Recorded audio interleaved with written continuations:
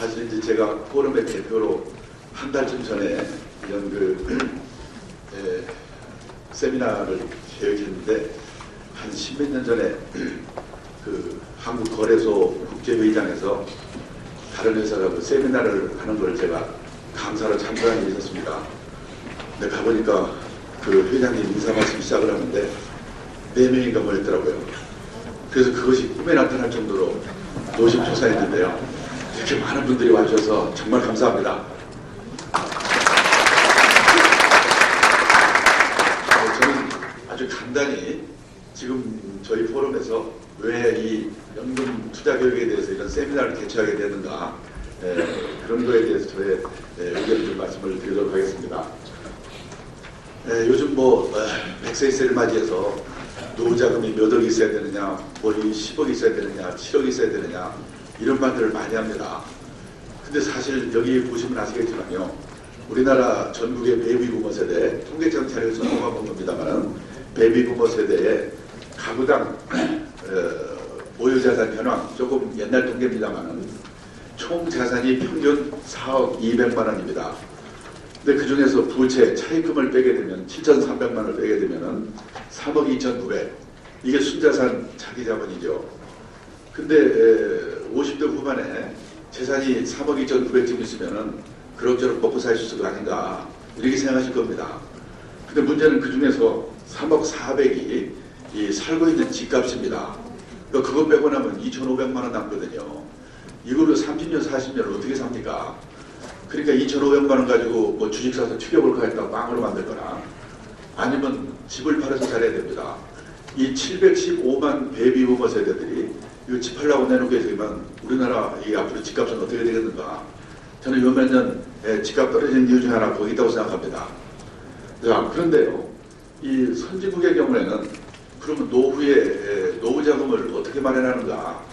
많은 분들이 선진국이라고 하면 그냥 노후 자금을 몇억 원씩 들고 있는 나라 이렇게 생각합니다. 그런데 아닙니다. 보시다시피 선진국이 뭐냐? 세상을 떠날 때까지 최저 생활비 정도를 이 연금, 공적 사적 연금으로 확보한 나라죠. 70~80% 미국, 일본, 독일입니다. 우리나라는 선생님 공무원만 여기 해당되기 때문에 13%밖에 안 됩니다. 그러면 그동안에 우리나라 노인네들은 뭘 먹고 살았을까? 노후에 여기 30년 전에는 자식이 도와줬습니다. 72%. 근데 이게 지금 30%까지 줄었습니다. 앞으로 10년쯤 지나서 이 조사를 다시 하게 되면 우리나라도 자녀의 도움을 받는다는 비율이 미국처럼 0.7, 일본처럼 1.9, 독일처럼 0.3 아마 이렇게 될 겁니다. 선진국 어느 나라를 봐도 자식이 부모의 생활비 도와주는 나라가 없죠.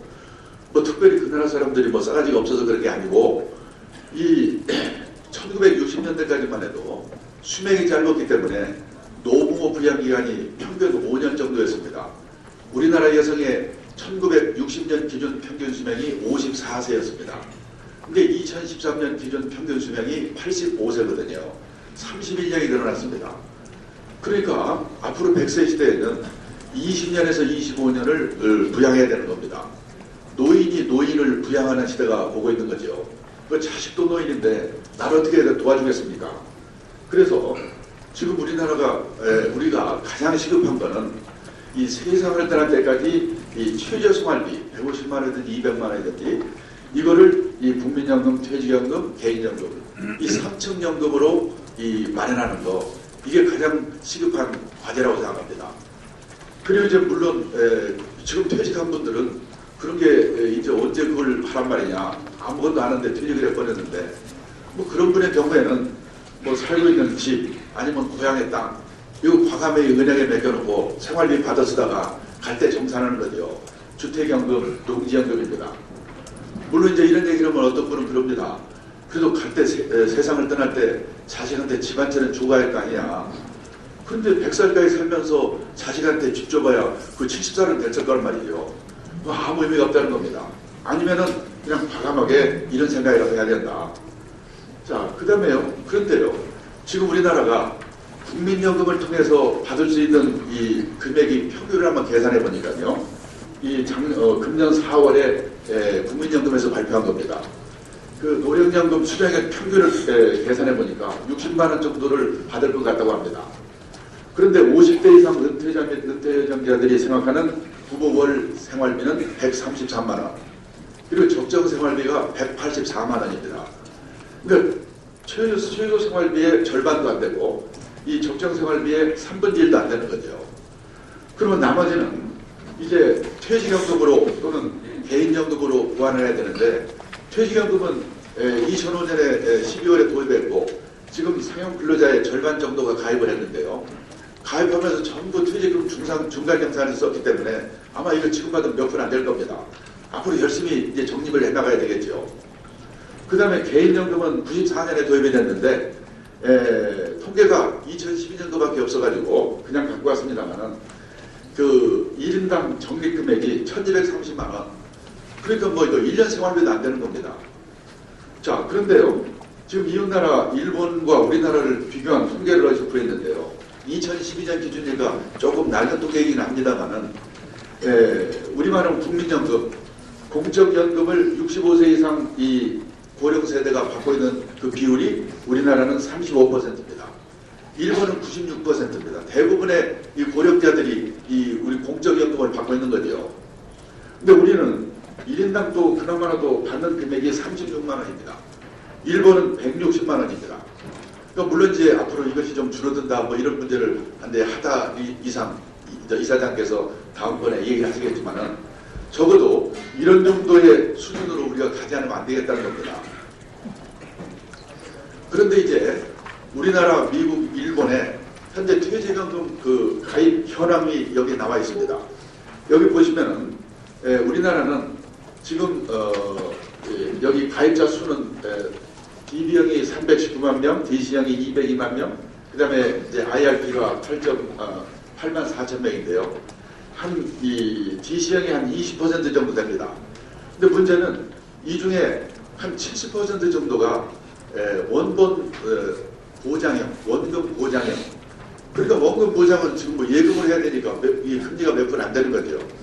그러니까 지금까지는 거의 이 대부분이 DB형이고 그 다음에 DC형도 별로 그렇게 원금이 보장된 게 70%니까 엄밀한 의미에서 이 투자형 연금 이거는 한 7~8%밖에 안 됩니다. 그러니까 지금까지는 무슨 뭐 연금 교육이니 투자 교육이니 이런 거에 대해서 별로 관심을 갖지 않아도 문제가 없었습니다. 근데 미국 경우에 보시면요, 여기 나와 있습니다만은 이 적립금액의 60% 정도가 DC형이고 또 개인형 DC형, 그러니까 미국은 IRA라고 그러죠. 이거까지 합치면 80% 정도가 DC형입니다. 그렇기 때문에 이것이 미국의 자본시장에도 많은 영향을 주고 그 다음에 많은 이 가입자들이 투자에 관한 공부를 하지 않으면 안 되게 되어 있습니다. 자, 그 다음에요. 우리나라에서 지금 하가 이사장께서 일본에도 앞으로 DC형 연금이 계속 확대되어 갈 거다 이런 말씀을 하실 것 같습니다. 근데 우리나라의 경우에도 우선 금리가 요즘 장난이 아닙니다. 얼마 전에 보니까 뭐 농협이 1.9%, 이 1년 만기 정예 금리입니다만은 뭐 시티은행이 1.8%.